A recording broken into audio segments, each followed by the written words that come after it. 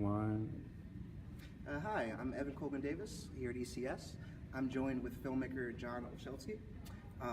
He's going to talk about his new film Quest, which we will be screening here at ECS Friday, October 19th, here at the 3rd Street office. So if you could tell me a little bit about what the movie is. Yeah, so Quest is a portrait of an American family. It's about the Rainey family who live in North Philadelphia, and it kind of spans about 10 years of them sort of just living their lives, working jobs, raising their kids, but they also run a hip-hop studio out of their house. And just that kind of showed up with a camera and then just kind of tagged along for 10 years, and you kind of just go along for the ride as life happens. You tell me a little about yourself, how you became a filmmaker. What was Yeah, so I grew up in Pittsburgh and started off just making like skate videos and crazy videos and stuff. And I moved to Philly right after high school to go to Temple University. And I studied film and media arts and English lit. And kind of through like making experimental videos and stuff, I got into still photography. And just Philly's such an amazing place to kind of just explore and take pictures. And so even after graduation, I would just like jump on my bike and kind of ride around and just check things out, take pictures. And I started to meet people, North Philly, Kensington, and just the camera ended up being sort of this mechanism to connect to folks that maybe you wouldn't connect so deeply if you're just kind of passing through. And so that was like really exciting, to me. And I guess I wanted to kind of figure out how can I like use this to even connect more deeply, and ended up partnering with an organization in North Philly called New Jerusalem Now, and I started teaching a photo class to kind of adults in the neighborhood. And through that, I ended up kind of meeting this guy named James who was in my class, and one day after class he's like, hey, my brother runs a hip-hop studio out of his house, you should meet him. And that was like the beginning of this wild journey with the Rainey family and Quest and everything. But it was just, started off with, photo and just connecting to people, just exploring Philadelphia. Right. So what is that like? What is that, because I imagine that could be a very sensitive thing, introducing the idea of making a documentary.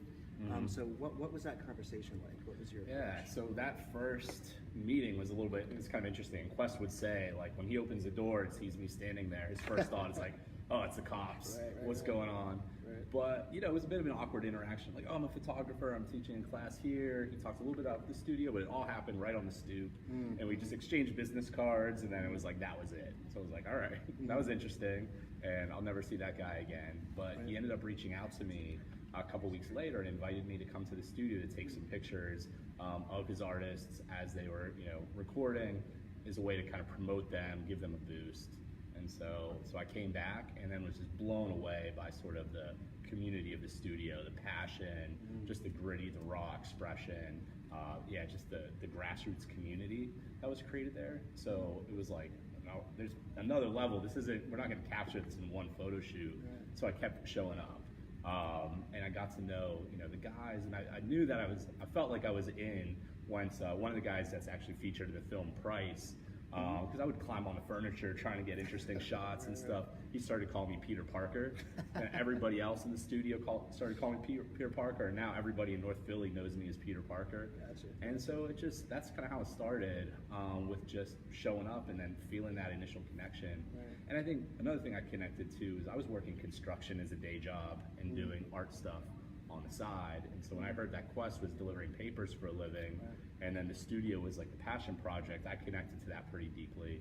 And then also was like, hey, maybe we could do a photo essay about sort of the working life versus the creative life. So I asked, hey, would you mind if I follow you around on your paper route? And he's like, why would you want to come on my paper route? We leave real early.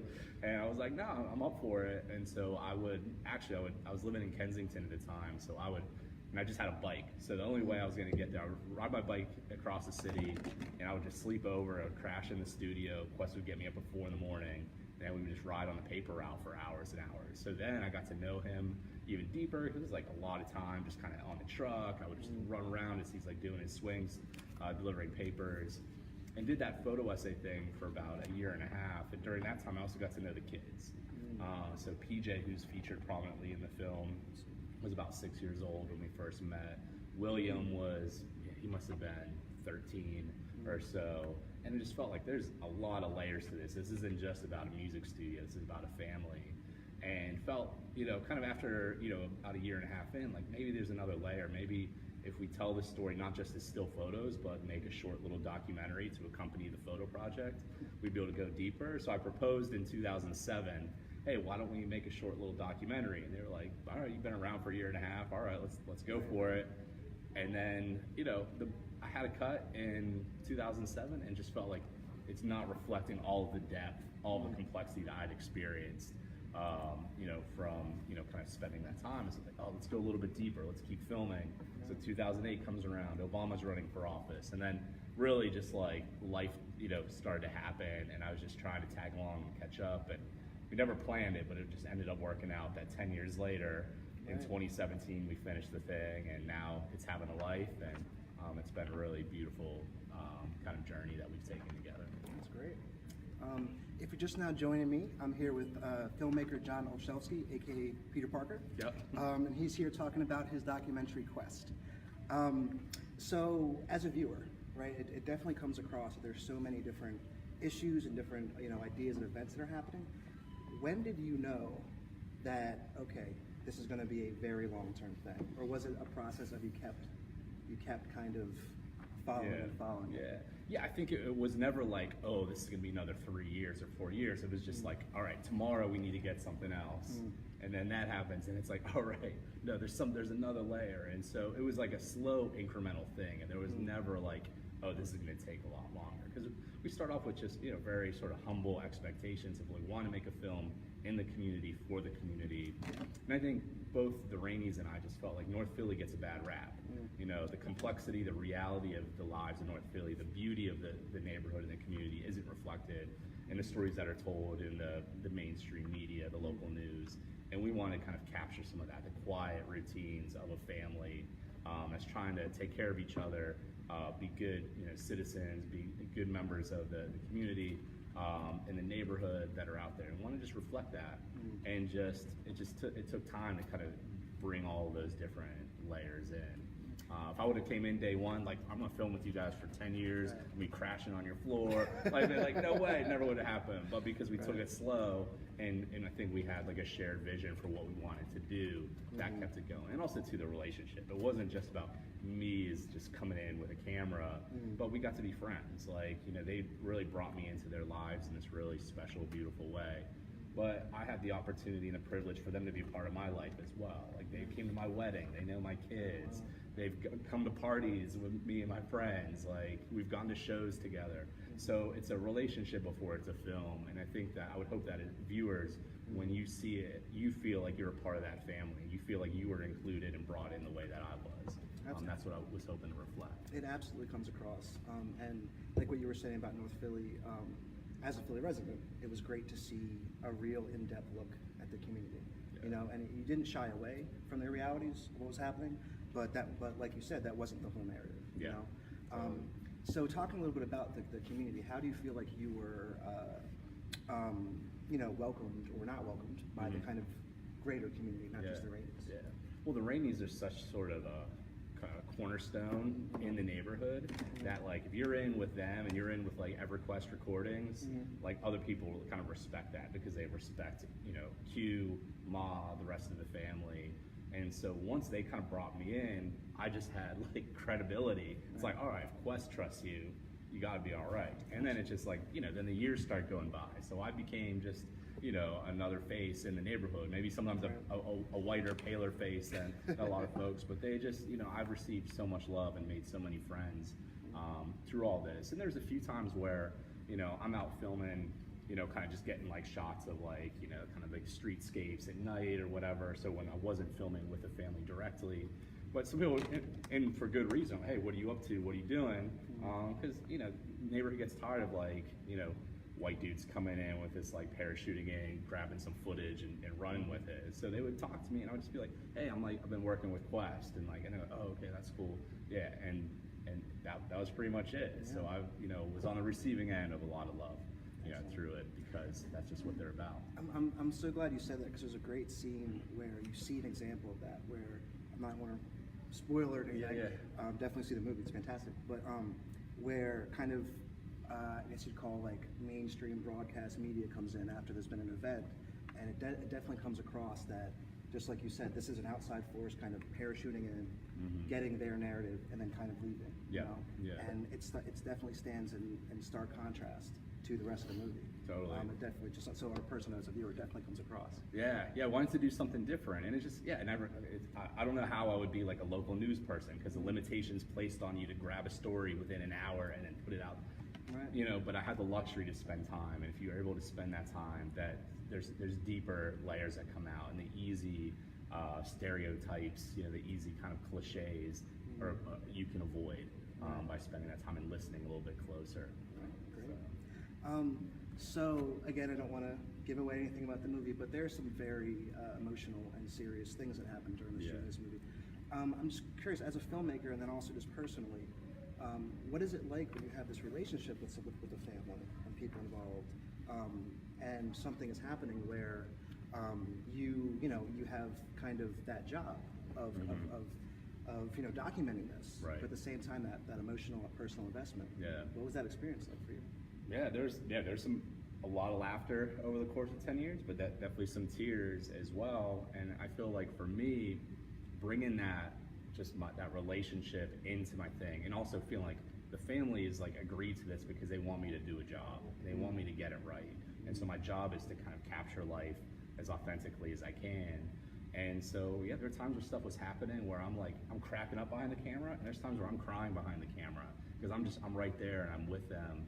And that weight of responsibility, because they're trusting me in these really vulnerable, intimate moments, like I took that incredibly seriously, and had to make sure that we get this right, and this really authentically reflects their lives, their voices, their point of view, and isn't me as an outsider kind of imposing that on them. But yeah, it was incredibly emotional because we were close, and I cared deeply about them, and I think they cared deeply about me, and like, we want to do this. And there were times where I even questioned that, like, what am I doing with the camera right here in this moment? Am I making things worse? Am I making your life harder? And sometimes I put the camera down. I was like, hey, do you need a break? Do you need me to get out of here? And they were like, no, we know you. You got a job to do. Like, get back to it. I was like, all right, I'll do the best I can. You know, so yeah. If you're just now joining me, I'm here with filmmaker John Olszewski. Olszewski, excuse me, It's okay, it's all right. mispronouncing your name, Yeah, sorry. AKA Peter Parker. He's here to talk about his new documentary, Quest, which we will be screening here at ECS Friday, October 19th at 6 o'clock. You can register at ecsphilly.eventbrite.com. So, you were just talking about kind of the dual role that you were kind of playing with that emotional investment, also. So I wonder also the editing process and something like this must be, just an incredible feat. Yeah. What was that like, both as a filmmaker, but then also kind of on an emotional level? I imagine looking back over 10 years and kind of cutting and saying, what am I going to leave in? Right. What am I going to? That has to be really difficult. Totally. And I think I was so close to the family, but then so close to the material. So Quest ends up running an hour and 45 minutes. Probably if it was just me, then like a 9-hour epic film. Because it's like there's so many like moments that I love that I wanted to get in there, but it's like maybe those moments don't fit, and so having a team was really critical to that. So sort of the key creative team was me as a director, my producer Sabrina Schmidt-Gordon, and our editor Lindsay Utes, and kind of we had a shared vision of we want to craft a film, craft a story that will allow anyone, wherever you're from, whether your sort of preconceived notions are, you can come in and connect to this family. So we measured every decision sort of against that, and they really had more distance than I had, and so they were able to give me some perspective and be able to connect to that viewer who's coming in knowing nothing, maybe not caring, and saying this is what they need to know to care. Right. Because like I could look at anything and I care because I've got a personal connection to it, and so that was kind of a big part of the process.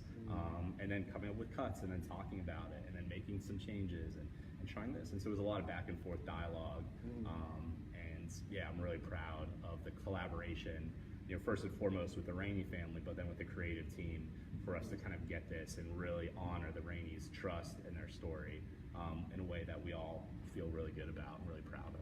Absolutely, as you should. How did the team come together? So for 8 years, it was just me, no budget, one-man band, just thinking, me and the Rainies, we're gonna do this together, and had a bit of a chip on my shoulder about sort of the film industry in terms of like, this is like, this like little personal kind of thing, and like I don't have connections, and so didn't really consider that for many years. But then as I was like, cutting like and sharing with people, we were like, there's really something special here. Like, you should try to get some support. There's got to be some funding for this, and so there's some seeds planted and some encouragement that was given. And so in 2014, I ended up applying for the IFP documentary lab, which is created for first-time feature filmmakers. It's in New York City. And it was like, me and Quest was accepted into with 9 other filmmakers. And it was just this amazing experience of mentoring, sharing, and just encouragement. And one thing that they said to me that I kind of was a game-changing thing is like, there's something really special here, but you can't do it by yourself with no money. We want to help. And I was like, okay, well, I don't know how to like figure that out. And they're like, we'll help you. And so they helped to facilitate meetings and connections. And then slowly, we got one funder in, a funder called Cinereach, who they actually produced a film called Beasts of the Southern Wild, which won an Academy Award. So they're amazing film. And so they saw something in my like mess of footage, and were like, we believe in this, and we want to help you kind of make the connections. And they were like, you need a producer and an editor, and we want to also give you some funding to kind of get the ball rolling. And then, so then Lindsay and Sabrina, we kind of came together as a team, and then kind of kept working on our materials. And then we ended up getting a grant from the MacArthur Foundation and sort of a co-production agreement with public television in the U.S. And then we were just, we're rolling. Wow. So it took eight years of nothing, and then slowly everything all came together, 2014, 2015. And so, it's been an amazing experience, and I just feel so privileged and honored to have so many champions all along the way to come and make this thing happen. If you just join us, I'm here with filmmaker John Olszewski, aka Peter Parker. He's here to talk about his documentary Quest, which we will be having a screening here Friday, October 19th at 6 o'clock. You can register at ecsphilly.eventbrite.com. So you were just speaking a little bit about the process of kind of the partnering up and then letting other people. What was that like kind of on an emotional level? I imagine if you're kind of close to material, it must be a thing of like the first time you kind of show somebody something. What was that experience? Yeah, no, it was, especially like trying to find like the right match. So I talked to a bunch of editors and potential producers, and it's like, this is my baby. And I like have like the trust of this family that I need to make sure that the people that are coming in to collaborate and put their fingerprints on this are gonna care for it the way that I do. So there was like some anxiety, and if you were talking to Sabrina and Lindsay, they would say like, dude, he was crazy, and like he didn't want to let go, and he was like hyper vigilant. It's like, but at some point you talk and you have the conversations, and I think both Lindsay and Sabrina challenged me in ways that I felt like, yeah, these are the right people to bring in. They're bringing new perspectives to the story. But we have a shared vision for what this thing can be, and and at some point I just had to like, all right, I'm trusting you, and then was just really amazed by what they kind of brought to the table. Absolutely. So, but it was a bit of a leap of faith for sure. As you were going through it, as you were filming, were any of the Rainey family watching any of the footage, seeing any of that? Were they involved in that process at all? Or? So there were many cuts over the years, and I think that was a big part of us, like building trust. I wasn't just like getting stuff and hiding it away. So even back in 2007, there was a cut. 2008, there was another cut, and we would do like small screenings around Philly, and sometimes it would be just like a little local art show, and maybe 30 people would show up, and we'd have a Q&A. So even early on, the Rainies kind of got used to what's it like to like have our lives play out on screen, and people come in from wherever they come in and respond to that and talk about it. And so we did. We had those conversations sort of throughout the whole process. And probably if we weren't doing that, it's like at some point it's like, dude, what are you doing with this footage? And I think that was a way like, hey, this is kind of what I'm thinking. And we'd also got to talk about, this scene, what do you think about this scene? Or what do you think's missing? And so I really got a sense of what they wanted to say from those conversations that came out of those early screenings, those early cuts, which then I bring the team in, and the team's like, all right, we're gonna start from the very beginning here, and we're gonna discard all that work you did. But I think that work was an important part of building trust and building that relationship. Absolutely. So, if I'd never heard of this documentary at all, why should I see this movie? I think right now in the United States, we're so polarized. There's a lot of voices that are saying, hey, we should be afraid of each other. And I think Quest is an invitation to connect. And I think as human beings, we're desperate for that connection. And I think when we're disconnected, when we're alienated from each other, people that we think are maybe different along whatever class, race, we're broken. And Quest is an opportunity to kind of connect. And hopefully, for us, it's not the end-all, be-all, but it's throwing a spark and creating opportunities for connections that might not happen otherwise. And we said it's a portrait of an American family. I think it's a snapshot of where we are today. And it's also a counterpoint to those narratives about North Philly and places like that. These are universal stories. These are people who are very similar to anybody. We just want good for our kids. We want to be able to pursue our dreams, our passions, and you see a family living that out. But also, they have to contend with some obstacles that I would say society needs to do something to remedy. And what can we do together to kind of allow communities, individuals to pursue their dreams and create safe places for their kids to grow. And that's all in there. So, yeah. If you're just now joining me, I'm here with filmmaker John Olszewski, aka Peter Parker. He's here to talk about his new documentary Quest that we will be screening here at ECS Friday, October 19th at 6 o'clock. You can register at ecsphilly.eventbrite.com. So you were just speaking kind of about where you feel like we are kind of in a nation. Yeah. And being a Philly resident, one thing that definitely comes across is we're very separated. You know, I always say we're a city of neighborhoods, right? Yeah. And so I think it was really beautiful for me to see, even in a city where I feel like we can be as separated as the nation. You know? Yeah. So over that 10-year period, were there certain things that you started to see kind of change, certain like themes that started to, because like as you had stated before, you went through the Obama nomination, you know, all the way up. So what was that like? Yeah, well, I think like seeing the neighborhood change. I think one thing about North Philly, when we first started, I was the only white dude for blocks. And now, you know, I go there to the corner store, there might be a kid from Temple right there. So sort of the gentrification happening, Temple expanding further west is a thing that's happening. And there's a lot of deep, you know, kind of questions, you know, going about how do we do this? How do we, you know, bring love to a community without displacing the people that have been there and invested so much, you know, into that. You know, it takes a long time for policy to impact real lives too. And so that, I think one thing with the Obama years, the rhetoric had changed and I think was inclusive in a way that I think was incredibly empowering. But in terms of the policy changes, like you see the family's still struggling throughout, you know, that time period. And then, you know, within the film, you see the rise of Trump as well, and the sort of the change in tone, the change in rhetoric, and how that feels like a step backwards. Of like there was still a lot of work to be done, you know, in 2016, but it felt like there was some momentum, at least of us like respecting each other.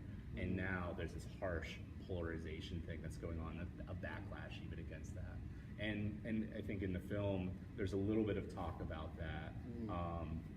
And outside of the film, there's a lot of conversations that we had. And that was one thing in the editing of like, okay, what do we put in the film and what do we don't? And, you know, there's, I think, there was an energy during that 2008 election, which was incredible, which is part of the reason I wanted to film that from the Rainey's, you know, point of view. And a very different energy 8 years later. And I don't think the film is overtly political, other than saying let's hear each other out, let's listen to each other, and kind of take it from there and make sort of policy decisions based on knowing. So rather than projecting your fears upon a community and then sort of going from there. So the film, that's why, again, invitation to connect. Let's connect first, and then let's figure out, you know, kind of how to love each other better. Right, and I love that you said that, because it definitely comes across. It doesn't, you don't seem to be coming at it from any political edge as if to alienate anyone or create that difference. It definitely looks like you're saying like that invitation. That definitely comes across. So in the last couple of minutes that we have, how do you feel you have changed over the last 10 years? Each project? I think just the friendship, you know, just like having this community of people that have like done so much to take care of me, has allowed me to feel more connected, you know, in Philly, in North Philly, because yeah, just of the friendships. And I think for me, that's like the big thing. It's like these connections, and I think that it's like going through this process was a mechanism to have so many friends that I just have now. That my kids know, and like, you know, like my kids get together with like their kids. And, that's like a huge you know, a huge thing. And I think the last year and a half of touring the film has been interesting. I don't feel like I've been able to like step back and process that yet in terms of like how have we changed, how have the Rainies changed, what is the end result of putting this together, because we're still kind of in the trenches of like, you know, we've done a lot. It's been on public TV and we've done a theatrical run, but doing this community engagement stuff is so critical and central to the original vision for this project of like, we want to bring this film to the people where they're at. Right. And so in some ways I haven't had space to kind of step back and reflect on what that means, but it's just every time we show up, at first it was like me connecting in North Philly, but now it's like me and the Rainies together, maybe going into North Philly, going into another neighborhood, going into another city, and people connecting from all walks of life in this really amazing way. And I just feel really privileged and honored to have had that experience. And there's still a lot of work to do, and just really grateful to you guys for helping us to kind of extend that and kind of reach another audience. And every time we show up, new connections get made, and then there's new kind of possibilities for partnerships down the line. And that's why we do it. That's why we grind. Right. Well, I'm so glad you did. Yeah. And very thankful for you and the whole team, the Rainey family, of course. If you have not seen Quest, definitely do. We're having a screening here at Episcopal Community Services, Friday, October 19th at 6 o'clock. I want to thank you very much for not just the film, but also for finding time to come in and talk to us. And like you said, this has been a really great conversation starter, I feel like. Yeah. Yeah, I'm just looking to see, you know, where this all leads. It's awesome. You know? Yeah, this is the beginning. We got a lot of work to do. So, yeah. Thank you.